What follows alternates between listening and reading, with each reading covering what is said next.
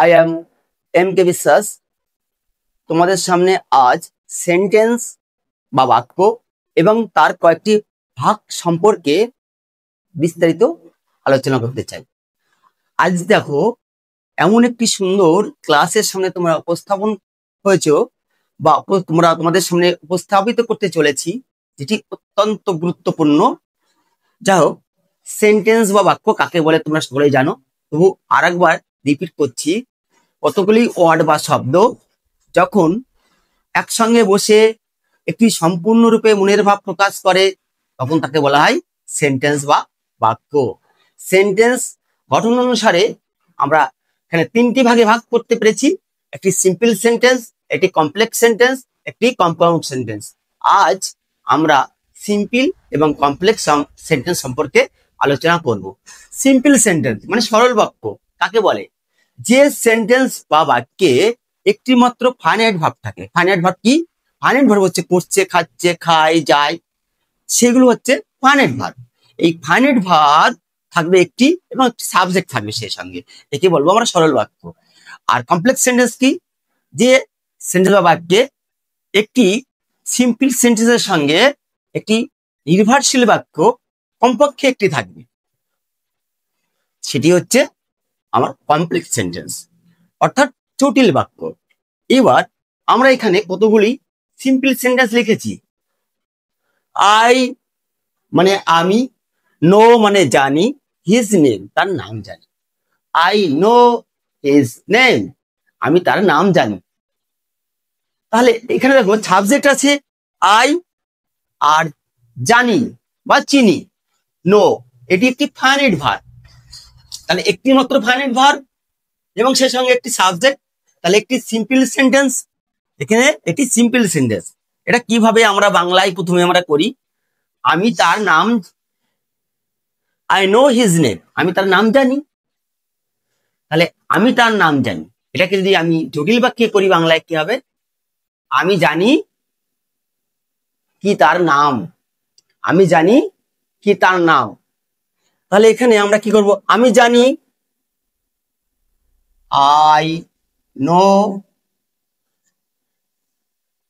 কি তার নাম, what his name is, what his name is. দেখো, আই নো হিজ নেম সরল বাক্য, আমি তার নাম জানি। এটা কি আমি কিভাবে পরিবর্তিত করেছি? আই নো আমি জানি, হোয়াট হিজ নেম ইজ তার নাম কি। দেখো, দুটো সেন্টেন্সের একই অর্থ কিন্তু গঠনটা আলাদা। এখানে হোয়াট হিজ নেম ওয়াজ, এটি একটি নাউন ক্লজ হয়ে গিয়েছে। এটা কি হয়েছে? একটি নাউন ক্লজ হয়ে গিয়েছে। এটি একটি ডিপেন্ডেন্ট ক্লজ। নাউন ক্লজের মধ্যে এটি একটি, নাউন ক্লজটা হচ্ছে ডিপেন্ডেন্ট ক্লজের তিনটি ভাগ, একটি নাউন ক্লজ, তার মধ্যে একটি নাউন ক্লজ। তাহলে এটি এই বাক্যের উপর ডিপেন্ড করছে, এটি একটি সেই সঙ্গে কমপ্লেক্স সেন্টেন্স। দ্বিতীয় বাক্যটি খেয়াল করো, my friend came at 6 PM। My friend আমার বন্ধু, কেম মানে এসেছিল, অ্যাট 6 PM সন্ধ্যা 6টায় এসেছিল। PM অর্থ 12টার পরে, অর্থাৎ 6টায় সন্ধ্যা। সেজন্য বাংলা যখন আমরা লিখবো my friend came at 6 PM, আমার বন্ধু সন্ধ্যা 6টায় এসেছিল। সন্ধ্যা ইংলিশ এখানে নেই, কিন্তু এই PM দিয়ে আমরা সন্ধ্যা কথাটা বাংলায় অনুবাদ করার সময় বুঝতে পারবো, বা সেটাই আমরা বাংলায় অনুবাদ করব। তাহলে কি হবে? My friend came at 6 PM। বাংলায় কিভাবে কমপ্লেক্স সেন্টেন্স করব? কমপ্লেক্স সেন্টেন্সটা হবে, এটা ছিল সন্ধ্যা 6টা যখন আমার বন্ধু এসেছিল। এটা ছিল সন্ধ্যা 6টা, এটা ছিল ইট ওয়াজ at 6 PM. It was at 6 PM when my friend came. Friend came, আমার বন্ধু যখন এসেছিল। তাহলে দেখো এখানে my friend সাবজেক্ট, এটি একটি ফাইনাইট ভার্ব at 6 PM। এটি একটি সিম্পল সেন্টেন্স হয়েছে। ইট ওয়াজ এট 6 p.m. এটা ছিল সন্ধ্যা 6টা। হোয়েন মাই ফ্রেন্ড কেম, যখন আমার বন্ধু এসেছিল। এটা একটি নির্ভরশীল বাক্য, অর্থাৎ কমপক্ষে একটি নির্ভরশীল বাক্য থাকতে হবে। একটি, তাহলে একটা একটি কমপ্লেক্স সেন্টেন্স। তারপরে দেখো, he is a rich man, সে একটি ধনী ব্যক্তি। হি ইজ, এখানে ফাইনাইট ভার্ব হচ্ছে ইজ। তাহলে এটা যদি আমি পড়ি, আমি কি ভাবে আমরা করবো দেখো, he is a man, he is a man who is rich.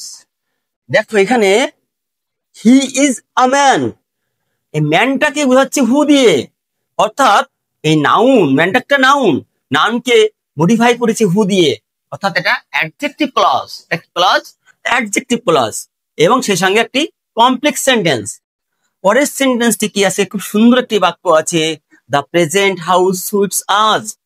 The present house, এই বাড়িটি, বর্তমানে আমাদের এই বাড়িটি আমাদেরকে খুব সুন্দর ভাবে মানিয়ে নেয়। সুইট আস মানে আমাদেরকে এখানে মানিয়ে নেয়। তাহলে the house in which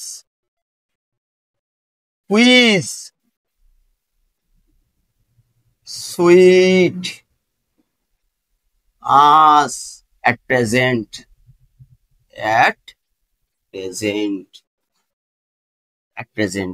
দেখো এখানে ইনটা মানে না দিলেও অর্থটা হতো, ইনটা দিলে সুন্দর মাধুর্য আসবে বাক্যে। The house which suit us at present, এইটি হুইচের পর থেকে এখানে বাক্যটি আমার কি হয়েছে, এখানে একটা নির্ভরশীল বাক্য আসছে, অর্থাৎ একটা ডিপেন্ডেন্ট ক্লজ। সেই সঙ্গে এটি একটি ডিপেন্ডেন্ট ক্লজের তিনটি ভাগ, তার মধ্যে একটি অ্যাডজেক্টিভ ক্লজ, সেই অ্যাডজেক্টিভ ক্লজ হয়েছে। পরেরটা দেখো, he is too weak to walk, সে হাঁটতে অতি দুর্বল, অর্থাৎ সে এত দুর্বল যে হাঁটতে পারে না। তাহলে কি লিখবো, he is so weak that he can not walk.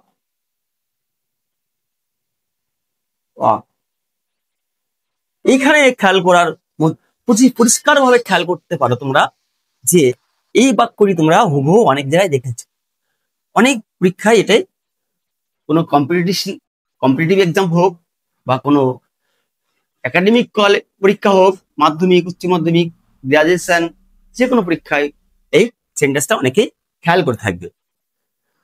On seeing the lion, on seeing মানে দেখিয়া, দ্য লায়ন সিংহটি, মানে সিংহটিকে দেখিয়া, the hunter ran way, the hunter ran away, সিংহটিকে দেখিয়া শিকারী পালিয়ে গেল। তার মানে কি, শিকারী পালিয়ে গেল যখন সে বাঘটিকে দেখলো। তাহলে শিকারী পালিয়ে গেল যখন সে বাঘটিকে দেখলো। দা Hunter ran away when he saw the lion. শেষ বাক্যটি আছে, being tired I refuse to go, ক্লান্ত হইয়া আমি বিশ্রাম নিলাম। মানে যেহেতু আমি ক্লান্ত সেহেতু আমি বিশ্রাম নিলাম। Sorry, being tired I refuse to go, ক্লান্ত হয়ে আমি যেতে অস্বীকার করলাম। যেহেতু আমি ক্লান্ত সেই জন্য আমি যেতে, যেহেতু ইংরেজি as I was tired I refused to go, I refused to go, I refused to go.